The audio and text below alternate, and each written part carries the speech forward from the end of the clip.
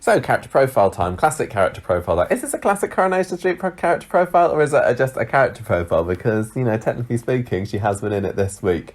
Oh, that's a really interesting question. No, it's not. Oh. Fiona Middleton. It's a really boring question. Fiona Middleton, born 2nd of December 1975 to Clive and Pam Middleton. She's got one brother, Lee, who did appear back in the show back in the day. And apparently she's got an older sister as well, although I don't think we know anything more about her than that she exists. She has 2 children. We saw them on Corrie this week. Morgan Middleton, who was born in 1998, and Emma Brooker, born in 1999. Fiona first appeared in Coronation Street on the 14th of December 1992, and if you've been watching classic Coronation Street on ITV3, you'll have seen that a month or two ago.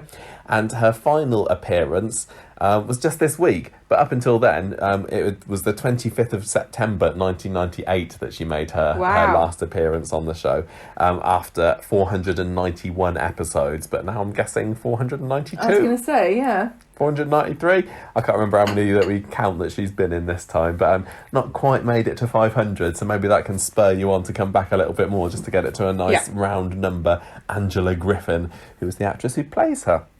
I got a little bit of background information about Fiona, facts, which is relevant to my interest in a number of ways, because Fiona was also auditioned for by Mel B of Spice Girls fame. What? So, she also auditioned for by? Sorry, I was trying to get my prepositions mixed. Mel B wanted to be Fiona Middleton back in 1992. Oh. I thought you were saying that Angela Griffin wanted to be Mel B. Wanted to be in the Spice Girls. No, although when Stars in Their Eyes did, when Corrie did Stars in Their Eyes, Angela Griffin did play Scary Spice in that. So it all comes full circle. Makes sense. Mel B had auditioned for the role. Remember, Mel B was also in one scene of Coronation Street back in the early 90s as well. Hungry for fame. She was a checkout girl. At any cost. No, nothing's changed there then. And Angela Griffin's first TV job, I think, was, as far as I could tell, was in Emmerdale. She was, had a little guest spot, like an episode or two in that. But when she started off in Coronation Street, she was only 16. I know, she's so beautiful. Which is really funny because I've been watching her on Classic, and she doesn't, to me, come across as a 16-year-old. I know. It's weird because when I watched it the first time round, I wasn't watching her that early on. I started watching 94, 95, and to me she was just someone who's older than me. Yeah, I know that we've got this problem, the pair of us, and in that. And I got that she was still kind of young, but she was still a grown up, and I was 12 or 13 at this time. And so when I started watching her back at this time, automatically in my head I put her as 19, 20, 21 when actually she was 16. Although I suppose Angela Griffin might be a little bit older. I haven't done the maths for that, but in my head, the character of Fiona stayed early 20s throughout her whole run on Coronation Street. And even now, blimmin', she's barely aged, has she? She Angela Griffin. An incredibly beautiful woman, is Lovely. Angela Griffin. Yeah. So she was, the character of Fiona was originally just a really small background role. So Denise has just bought the Salon, Denise Osborne, Daniel's mum, and Fiona is employed as her skivvy, and they didn't really develop her character very much in the early days. She was literally just Denise's assistant who happened to be able to get a speaking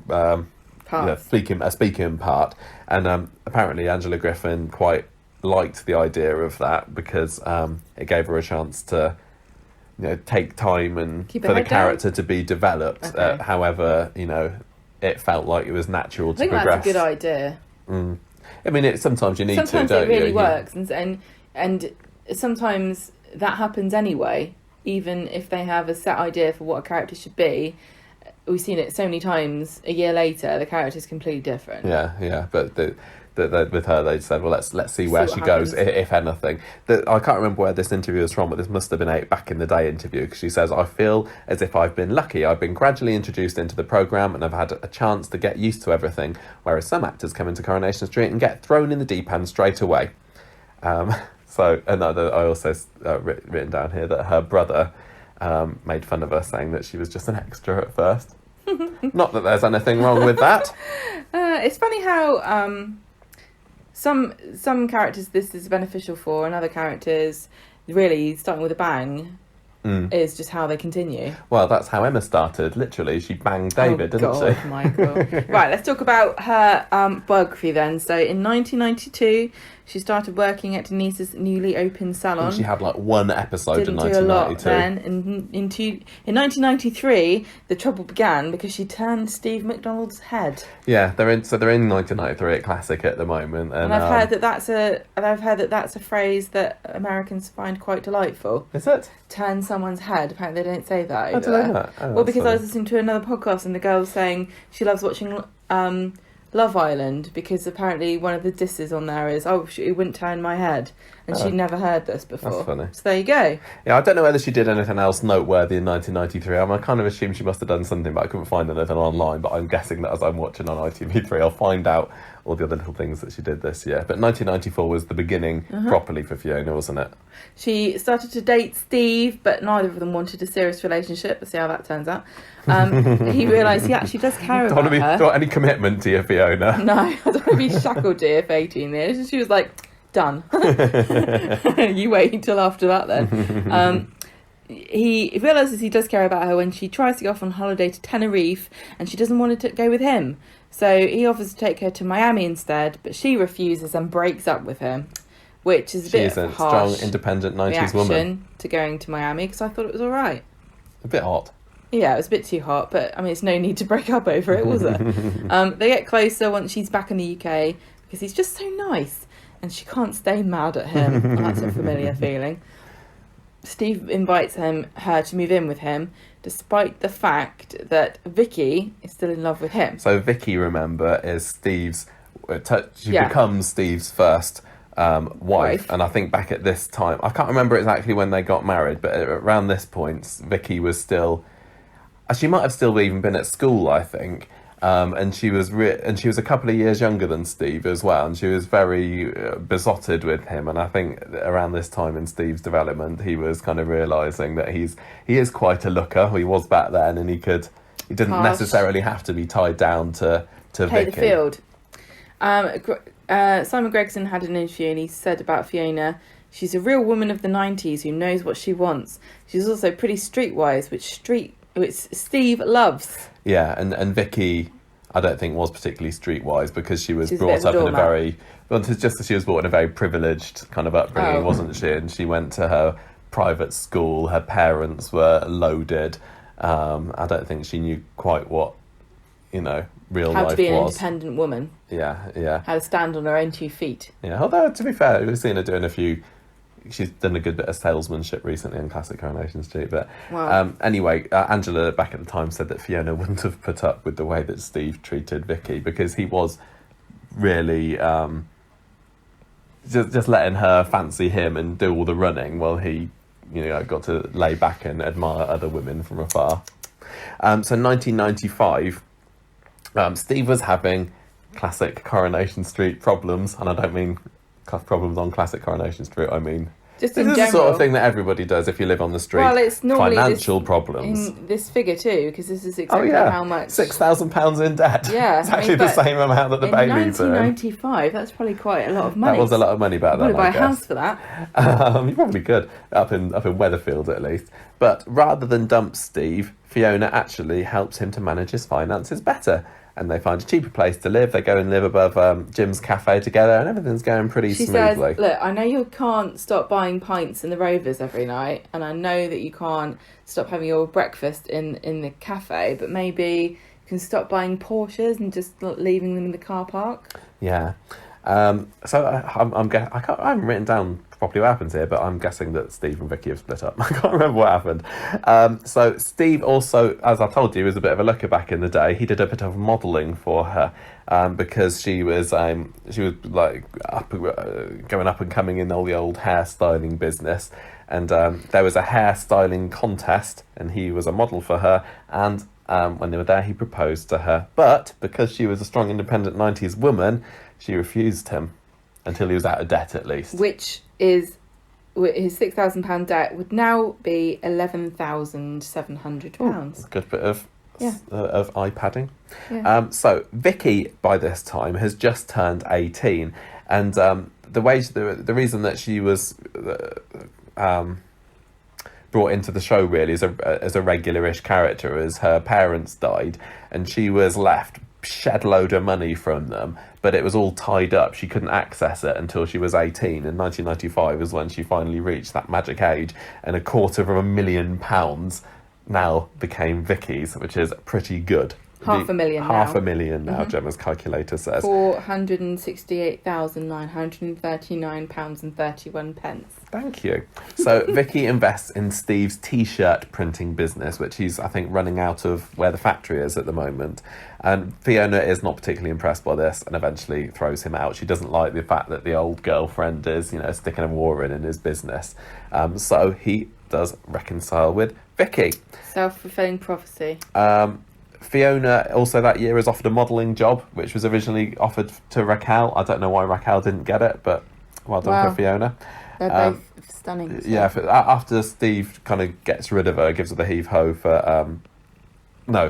she gets rid of Steve. She's in a bit of a slump. Yeah. But getting offered this modelling job helped her come out of this depression. Ooh, you're saying I'm really pretty. Oh, that's really nice. My value is only in my looks. In 1996, she borrows money from her brother to Morgan. No. That's Emma's brother. What's her brother's name? Lee. To buy the lease on the Salon. And she calls it Hair by Fiona Middleton. So this must have been... I can't remember under the circumstances under which Denise left the show, but it must have been around about this time. I guess it was when she gave birth to Daniel and didn't want... Ken to find out. No, Ken did know, but I don't think she wanted a life with Ken, so she kind of made a clean break of it and went off to wherever. She moves into the upstairs flat with Fiona when Lee tries to pressurise her into leasing it out. And Fiona's dad is miffed that Lee gave her the money when he had been asking for £2,000 for a new car. Then Fiona briefly dates mechanic Tony Horrocks, who was a strong but silent type. Not like Steve. But he dumps her after she lies about visiting Steve in prison because he was there for receiving stolen whiskey. And you've written, Liz had begged her to go and see him to keep his spirits up. I know, that was a nice little play on words there. Yeah, wasn't it? Yeah. Yeah, he's kind of moping around in prison, and Liz has said, look, Fiona, can you go and see him to, chivvy him on a bit. This. And once she goes to see him again, the old feelings start to resurface. Oh, and she admits Steve charm. Oh, it's lovely, isn't he? When Fiona admits to Tony that she'd been visiting Steve, she gets dumped. And then within a few days, he's dating Maxine. Yes. Alec, who is Vicky's friend. What? Fiona's friend. Maxine and Fiona are friends, weren't they? They work at the salon together. Yeah, she is. I'm just saying Alec. Alec's not Fiona's friend. No, I wasn't talking about Alec. Oh, but you said Alec. No, you started talking about something else. Okay, go on. Alec, no, what were you going to say? I'm just saying Alec, Vicky's grandfather. Also the pub landlord. Look, can you shut up? Yes, if you haven't written it down, I don't know why you're mentioning it. Go on. So, Alec that year discovers that Fiona can sing because they have a drunken party and she starts outshining Maxine. Yes, so he becomes her agent. She didn't particularly like this direction. I read Angela Griffin because for the first reason, she liked the idea of her, being a businesswoman, and she's got a new salon, and she wanted the character to kind of stay doing, businessy things rather than going into showbiz. But also Angela Griffin was very nervous about singing in front of people. So... But I think she must have got over it. I'm sure she did a jolly good job. Well, she shouldn't have tried out to be Mel B then, should she? I don't know how much singing is required. What, to be in the Spice Girls? To be Mel B. That's a bit harsh, considering who that's coming from. Fiona catches the attention of Detective Alan McKenna. They start dating. He's a few years older than her. And she likes the idea of being looked after by a more mature man. Don't we all? If only that was possible. Maxine disapproves, and she suspects that Alan has a secret wife. He doesn't. It's fine. But he does have a secret in 1997, because he tells Liz, who is going out with this dodgy geezer, Fraser Henderson. That sounds like a completely made-up name. Fraser Henderson. Fraser Henderson. Well, it was made up for Coronation Street. Do you know sorry what? for any Fraser Hendersons in real life. I was aware of this. He says to Liz, "Look, if you spy on your boyfriend, who's a bit of a wrong 'un, then I'll see Steve right in prison. I'll make sure that he's safe there." And Liz, obviously protective mum, is all in on this. Fiona not so happy about it. The whole end thing, basically, to cut a long story short, ends with Jim, Liz, and Andy being held hostage at gunpoint in their house by Fraser. Which traumatises Andy so much that he turns to drink. That sucks. Fiona and Alan get engaged in 1997. Lee doesn't attend because he doesn't like the idea of her dating a white policeman. I don't know whether it was just a case that the actor who played Lee couldn't be spared with this. So Lee's her brother. Lee is her brother and doesn't like... And he's racist. He doesn't like that she's dating a white policeman, apparently. Now, as the tradition on Coronation Street, if you're going to have a party, make sure that it clashes with some other big event. Yeah. And this time their engagement party was on the same day as Steve coming out of prison. Typical. So Alan threatens Steve, and he just basically can't handle the fact that Steve's back on the street again and in Fiona's life, so he breaks off the engagements to her. Fiona needs a shoulder to cry on after this, and who do you turn to when you just need a little bit of comfort? Well, look, she likes Steve. Beyonce's dumped you. You like Steve, but you want a more mature man to look after you. More mature version of Steve. Who's more mature version Not of Andy. Steve? Not mature enough. Jim McDonald, of course. His dad. That's right.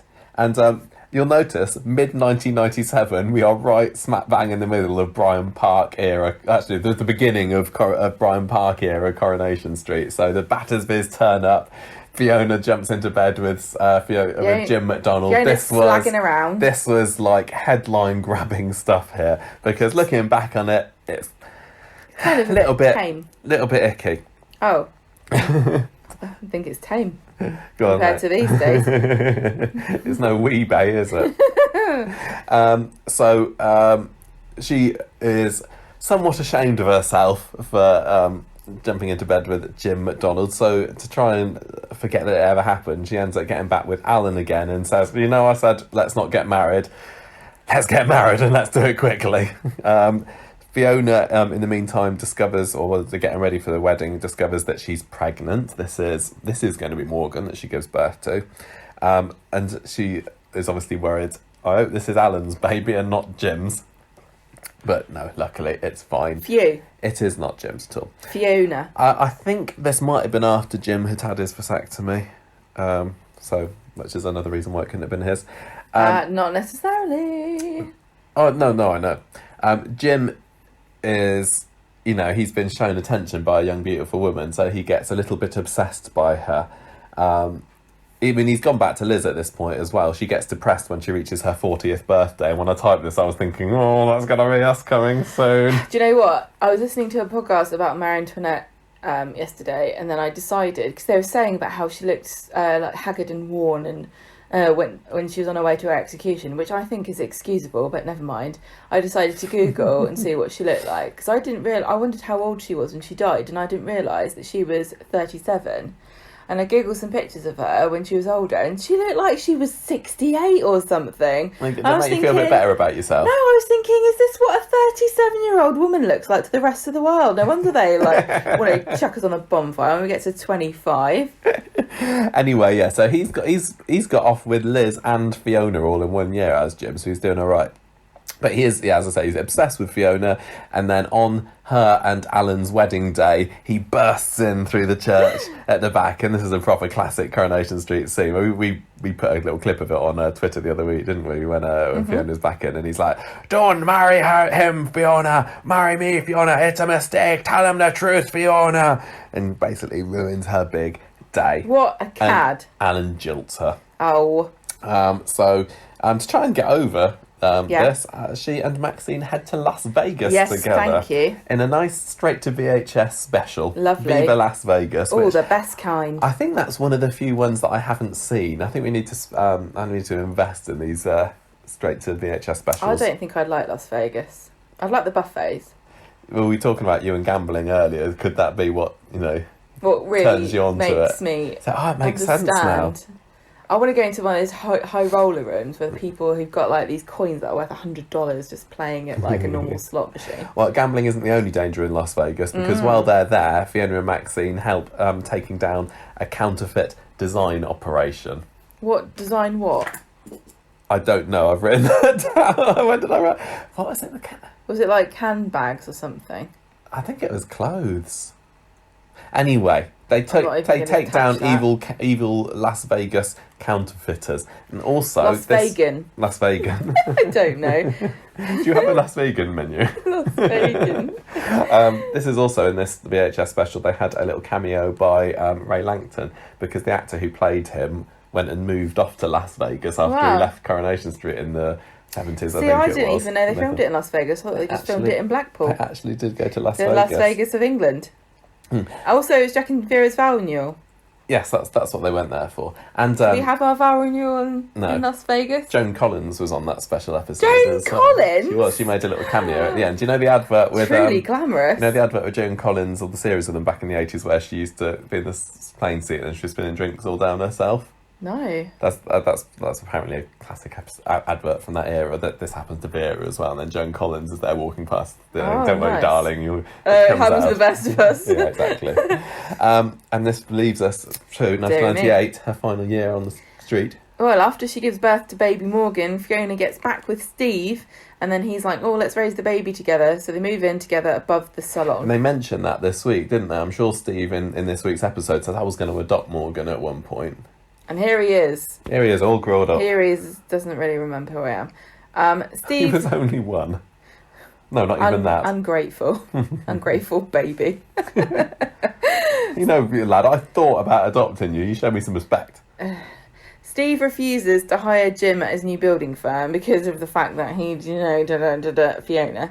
And then Jim turns up drunk at the building site one day, so Steve pushes him off the scaffolding. I mean, what else are you going to do?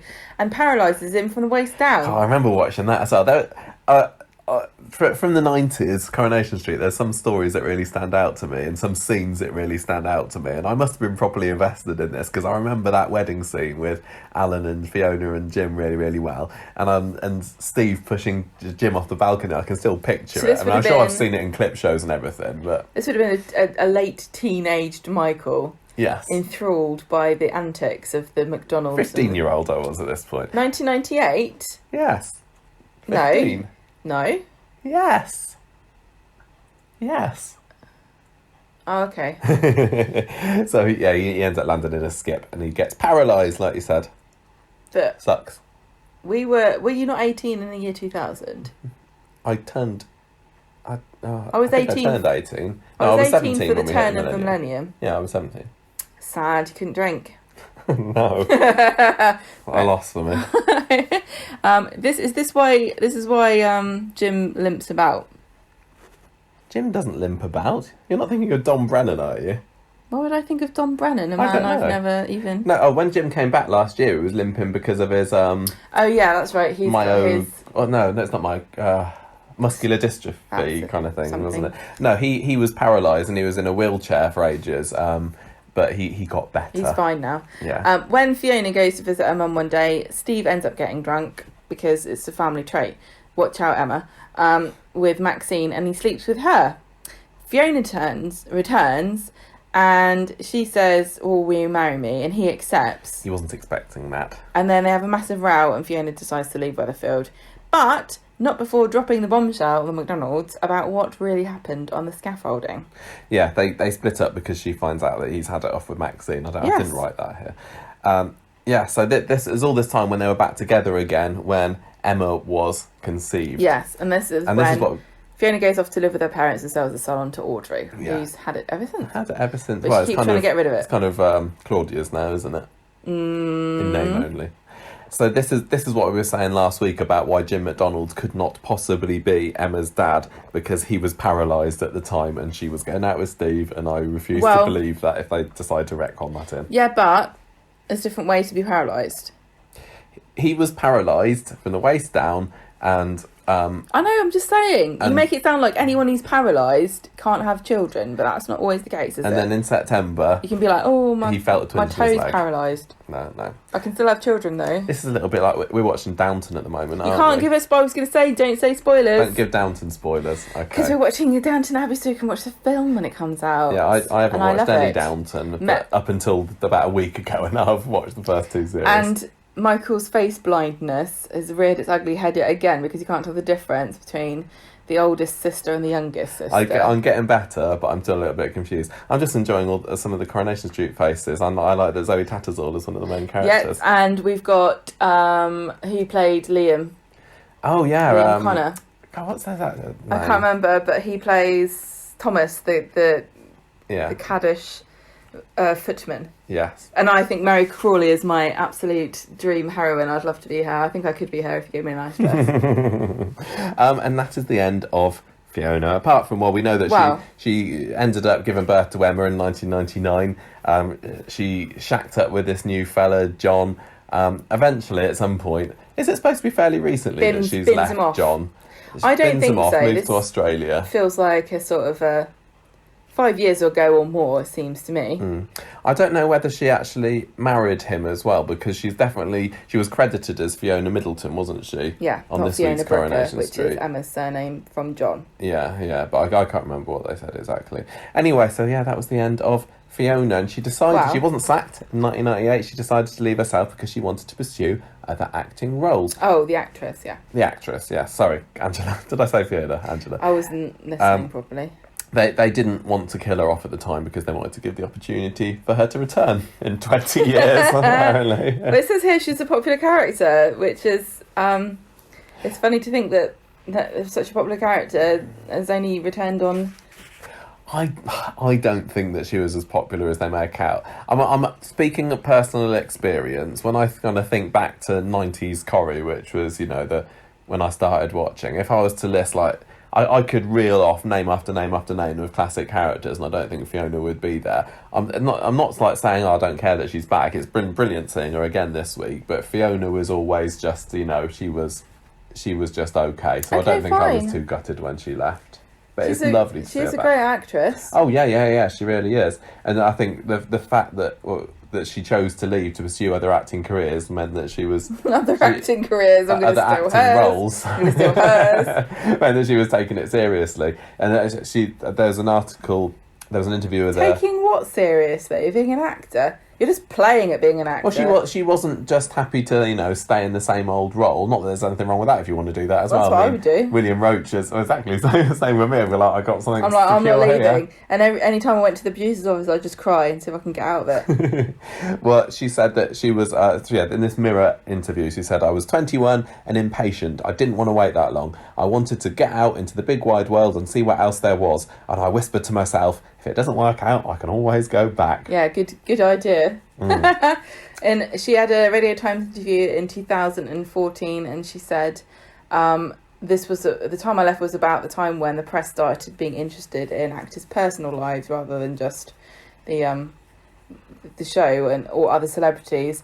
And the quote is, suddenly it was like, forget the royals, let's do TV royalty. When I first joined Corrie, we weren't allowed to give anything to the press. It had to be absolutely something to do with the character. And then, just as I left, people started doing bloody calendars. Well, she's gone on to do an exercise DVD or two, hasn't she? Exactly. But I found this quote really interesting because I don't think we would have noticed at the time that there was a shift in press being interested in the soap actors rather than the characters, because no, it wouldn't have really. We weren't in that kind of world there. We've what kind year of was 98. We've kind of grown up. Well, that would have been in the social media internet age where people have been interested in that.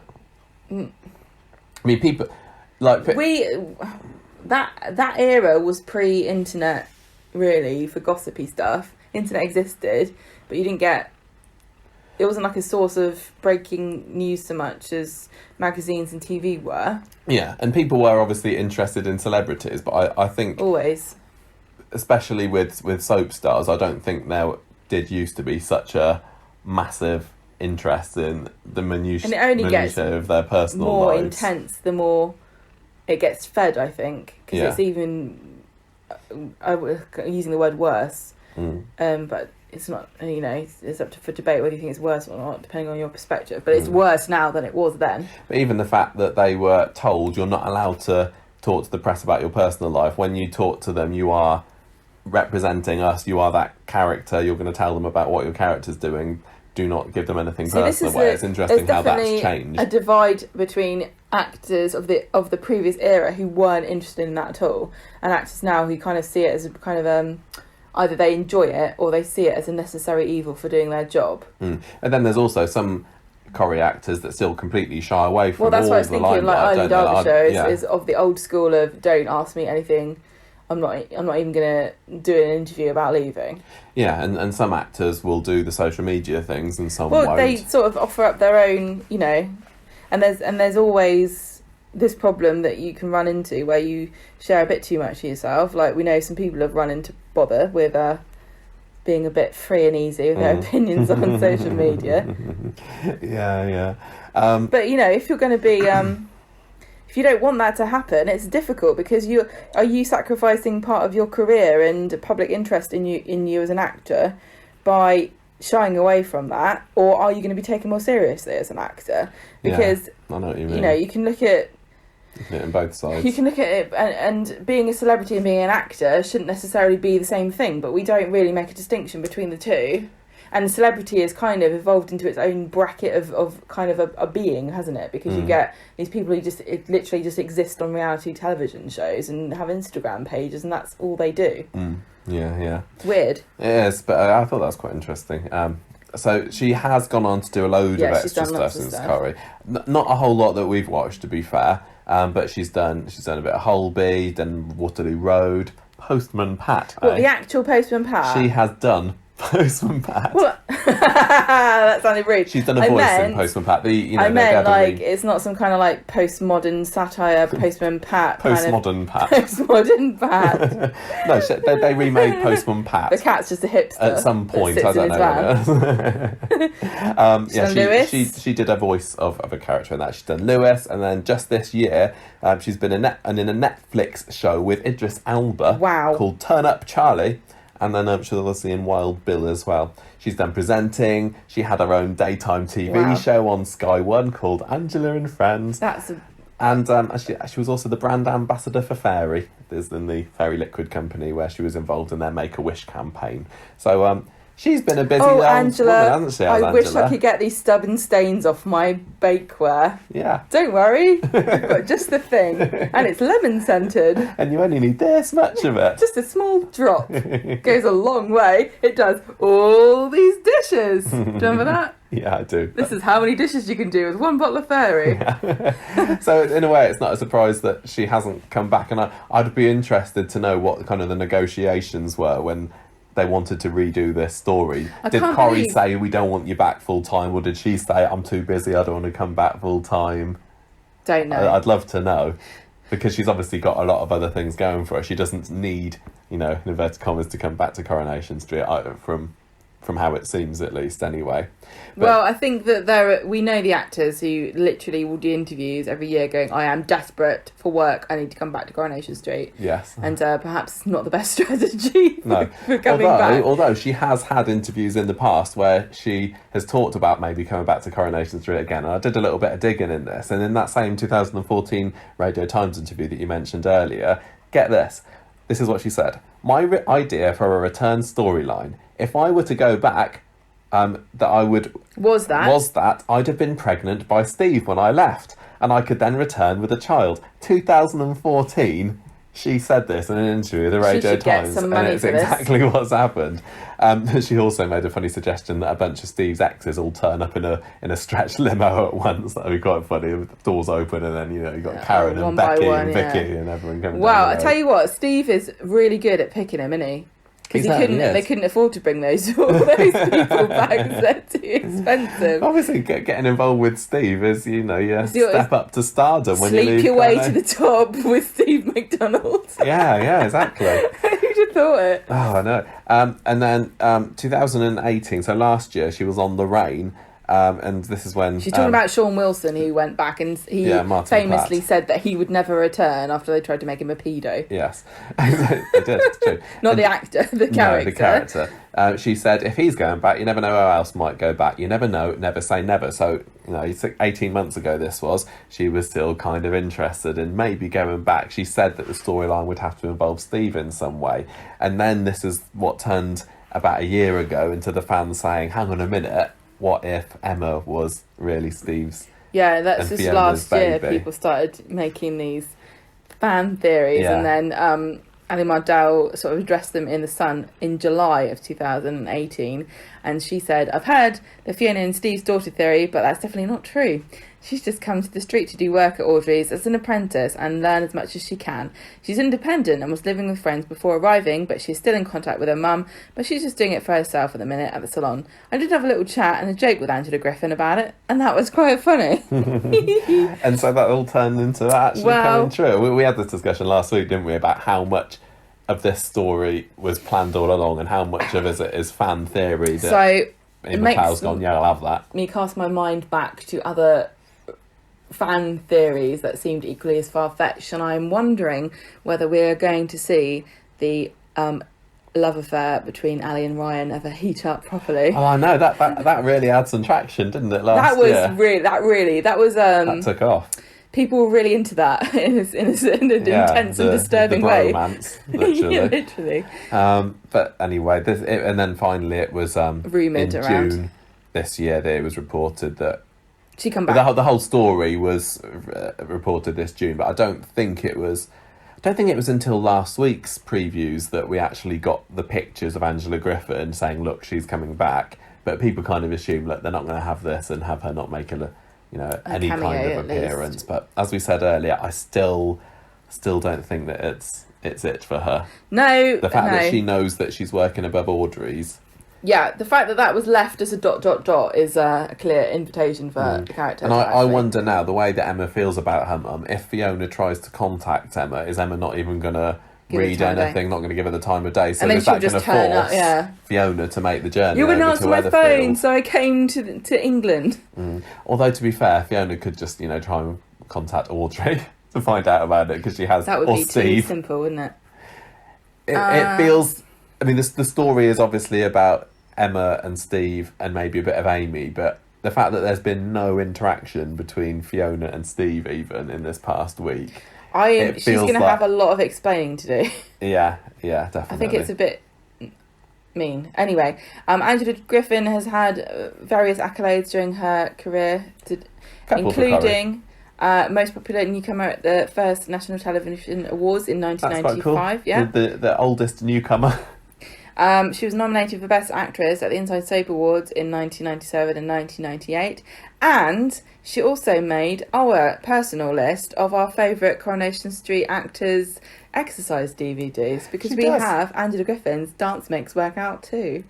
I think I quite like that one. I don't remember now. It's been so long since we've done them. I know. When was it, the beginning of last year or the year before? We did the stuff for the Coronation Street blog. Yeah. We went through a load of them. Coronation Street... Keep Fit with Corrie. Yeah, but what was the... Coronation Street Funk Fit was the one with Tina O'Brien. And we reviewed them all. Yeah. Coronation Street updates. Yeah. At Coronation Street updates.blogspot.co.uk. We've got reviews of all the exercise DVDs that we could find. We did Kim Marsh's, we did Tracy Shaw, we did Debbie Rush. Yeah, Debbie Rush. Rubbish. Really boring. We did, I can't remember, but yeah, the Angela Griffin's one I think I quite like. Can't remember now, but it's there if you want to Dance Mix Workout with Angela. Exactly. That's the end of her character profile for Fiona Middleton. Yeah, so for anyone who didn't know about who on earth this Fiona was when she's been brought up in Coronation Street, well, hopefully you're up to speed now. Yep. If you're just waiting for us, rather than going on Coropedia. I prefer to get all my information from a podcast, which is quite helpful for us. If you're an auditory learner, why not? Why not? Let's do... I was just going to say as well, sorry. I know. There was an interesting thing online this week, actually. There was, on Instagram, on Corrie's Instagram and social media, where they had Ali Mardell watching a load of old clips of Fiona. Yeah. It was about a 3 or 4 minute video. I don't think you watched it, did you? But she was just shown watching all these clips so she could see her family history, if you like, and she was commenting back on it and everything. It's like Well, that's what my mum it's was like getting up to. Davina going this. What is it? Who do you think you are, or something? Yeah. And it's like for fictional characters. Yeah, but no, Funny. that was quite cool. And as I say, we've seen a couple of clips of them. Sorry, a couple of pictures of them all interacting together. It's all very nice, but Let's see more. unfinished business, I think. Yes. So, yeah, as I say, that is it for Fiona.